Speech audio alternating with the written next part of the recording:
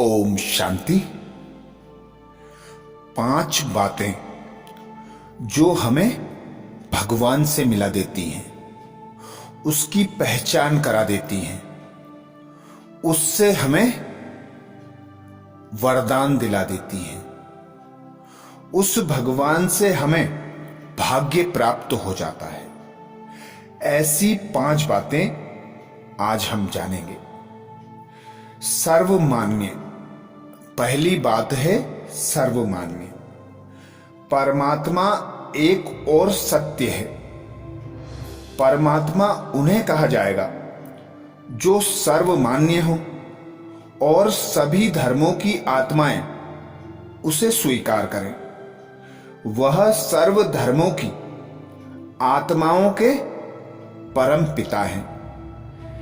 उन्हें अलग अलग भाषाओं और धर्मों में अलग अलग नामों से याद किया जाता है, जैसे परमेश्वर, ईश्वर, ओंकार, अल्लाह, खुदा, गॉड, नूर इत्यादि नामों से अनेक धर्मों में भगवान को जाना जाता है, माना जाता है।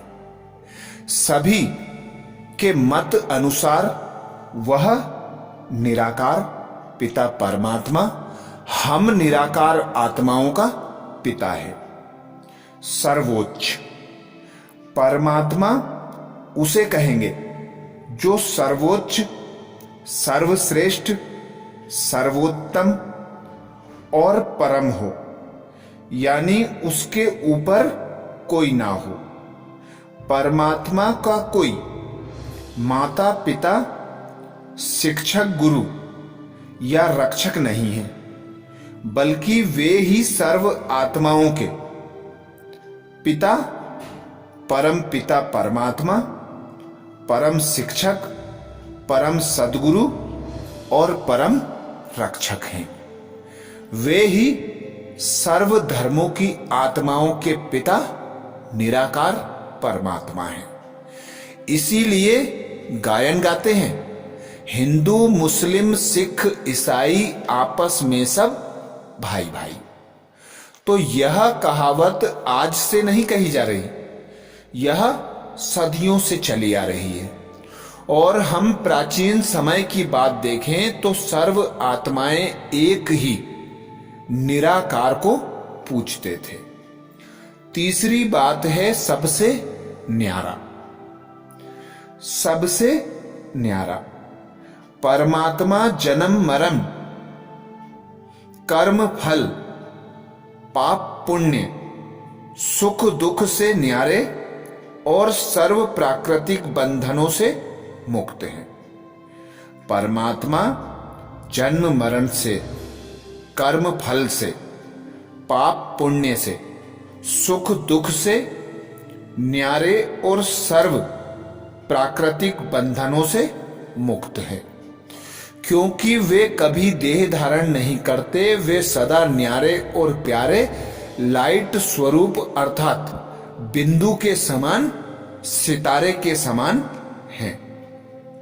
सर्वज्ञ, तीसरी बात, चौथी बात है सर्वज्ञ। परमात्मा ही सर्वज्ञ अर्थात इस सृष्टि का आदि अंत जानते हैं।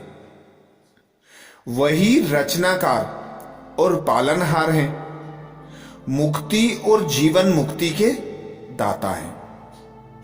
वे मनुष्य आत्माओं के बीज रूप हैं, अर्थात सभी के पिता हैं, सभी के चक्र को जानने वाले।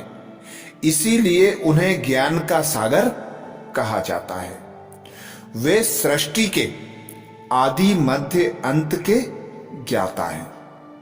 तीनों लोक के रचयिता हैं।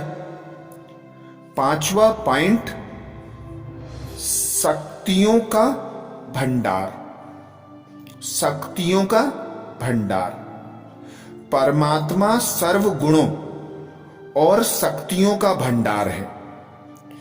वह सागर या सूर्य के समान अपने गुणों और शक्तियों को विश्व की सर्व आत्माओं को देकर उनका कल्याण करते हैं।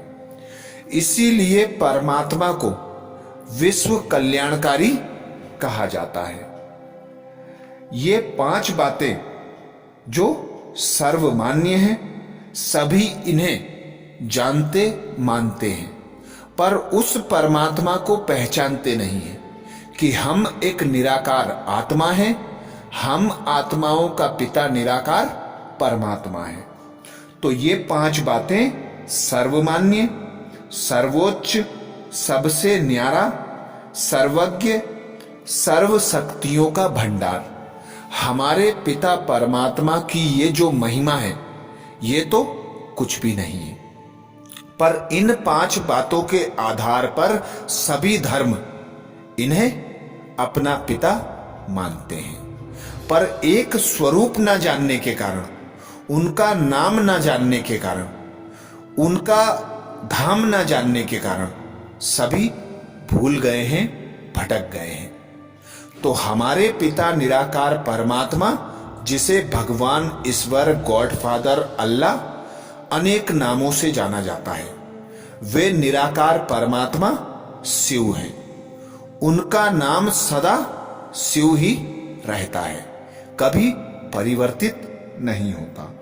वे ही विश्व का कल्याण करने वाले हैं, सर्व आत्माओं को मुक्ति, जीवन मुक्ति देने वाले हैं, दुख से निकालकर सुख देने वाले हैं। हम देखते हैं शिव पिता परमात्मा को पूजते हैं, उनकी पूजा में उन्हें अख धतूरा चढ़ाते हैं, अर्थात सारे कड़वाहट जो हम आत्माओं के अंदर हैं, वो सारी कड़वाहट पिता परमात्मा शिव ग्रहण कर हमें सुख, गुण, ज्ञान तथा शक्तियों से सजाते हैं, अर्थात हमें वे सुख में ले जाते हैं, शांति प्रदान करते हैं, सर्व शक्तियों से संपन्न बनाते हैं। तो ऐसे निराकार परमात्मा जो विश्व का कल्याण करते हैं, गीता में भी लिखा हुआ है, जब जब धर्म की हानि होती है, तब तब मैं आता हूं इस धरा पर और एक बूढ़े तन का आधार लेकर विश्व का कल्याण करता हूं, ज्ञान सुनाता हूं, ज्ञान के आधार पर सर्व आत्माओं का परिवर्तन करता हूं। इसी ज्ञान को गीता का ज्ञान कहा जाता है। और जो यज्ञ बाबा रचते हैं, उस यज्ञ को रुद्र ज्ञान यज्ञ कहा जाता है। इस यज्ञ में विश्व की कोने कोने की आत्माएं अपने 5 विकार, काम, क्रोध, लोभ, मोह, अहंकार को त्यागते हैं, अर्थात उस पिता परमात्मा को पहचान कर, खुद को जानकर उस पिता परमात्मा की याद में, अर्थात योग अग्नि में 5 विकारों को भस्म करते हैं, जिसके द्वारा हमें 5 विकार भस्म करने पर गुण, ज्ञान तथा शक्तियों की प्राप्ति होती है, जिनके आधार पर हम नर से नारायण बनते हैं। जिस युग में परमात्मा शिव अवतरित होते हैं, उस युग को संगम युग कहा जाता है। कलयुग के अंत में और सतयुग के आदि में यह युग आता है। जो परमात्मा शिव बताते हैं 100 वर्ष का होता है। इन 100 वर्षों में जो आत्माएं परमात्मा पिता निराकार शिव को पहचान लेती हैं, खुद को जान लेती हैं, उस पिता परमात्मा को याद कर अपने 63 जन्मों के विकर्मों का विनाश करती हैं और उस पिता परमात्मा से गुण, ज्ञान तथा शक्तियां धारण कर स्वयं को श्रेष्ठ आत्मा बनाती हैं, नर से नारायण बनाती हैं, 16 कला संपूर्ण, सर्वगुण संपन्न, संपूर्ण निर्विकारी, संपूर्ण अहिंसक बनती हैं। वे आत्माएं सतयुग के आदि में श्री कृष्ण के साथ आती हैं इस धरा पर पार्ट बजाने के लिए। श्री कृष्ण भी खुद इस ज्ञान के आधार पर ही इतना श्रेष्ठ पद प्राप्त करते हैं। श्री कृष्ण 16 कला संपूर्ण, सर्वगुण संपन्न, संपूर्ण निर्विकारी, संपूर्ण अहिंसक। गुणों में वे भी धनवान हैं, पर परमात्मा पिता शिव सदा गुणवान रहते हैं। उन्हीं के द्वारा गुण प्राप्त कर श्री कृष्ण ऐसा लक्ष्मी नारायण बनते हैं। तो हमारा पिता एक है, निराकार है, पिता परमात्मा शिव है, जिसे हिंदू धर्म वाले शिवलिंग के रूप में पूजते हैं। क्रिश्चियन धर्म वाले उसे लाइट के स्वरूप अर्थात ज्योति स्वरूप में पूजते हैं। गुरु नानक भी कहते हैं एक ओंकार निराकार। तो ऐसा परमात्मा शिव जिन्हें कृष्ण ने पूजा, राम ने पूजा, शंकर ने पूजा, क्राइस्ट ने भी उन्हें याद किया, ऐसे ही मुस्लिम धर्म में यही मान्यता है कि मक्का मदीना की यात्रा अवश्य करनी चाहिए।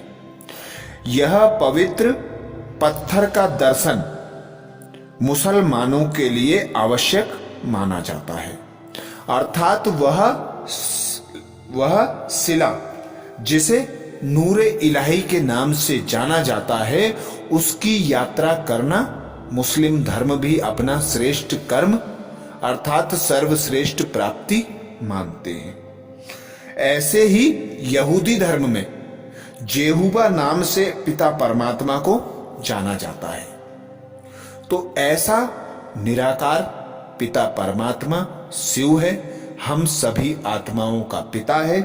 उस पिता को हम पहचान कर, उसकी याद में रहकर, अपने विकर्मों का विनाश कर, उस पिता के गुण ज्ञान तथा शक्तियों को धारण कर सर्वश्रेष्ठ आत्मा बनते हैं। अच्छा, ओम शांति।